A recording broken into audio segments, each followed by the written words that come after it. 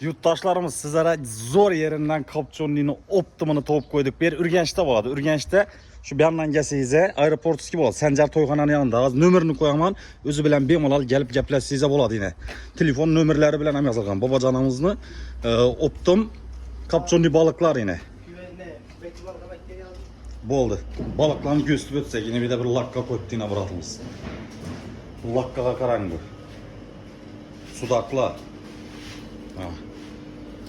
Sudak, lakka. Sudakla yine basalıp tuttu. Optum bahada arzan gelişip beredi.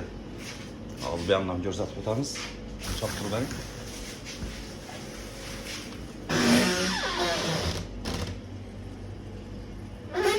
Bence yazda pive bilen zor geçse gerek bu. Bu lakkaga karan yine. 1 metreden ziyad. Bir de kiçkine raklar var. Yine lakkalar.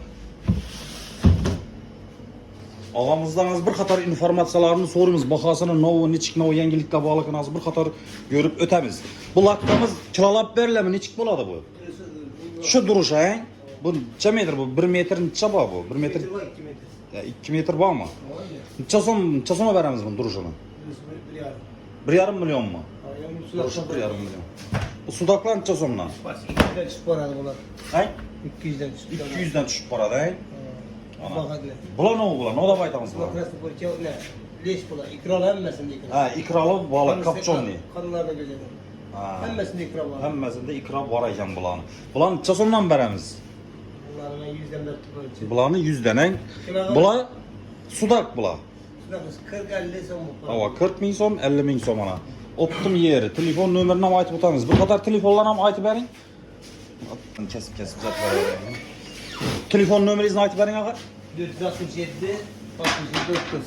467 67 30. Şu telefonlara bağlana verəsə, kime Kapçonlu gerek olsa Rossiyaga yuvarəsmi, dükkanlarız, bana biznesiz, bana müşöre gel bara verəsə, şu telefona bemalal telefon ata verəsə ana, görüp ötkənizdi. Acayip nərsələr var ekan. Şu ağamız bilen bağlanasa, gələsə, gəlişdirib berədi, xula xalasa.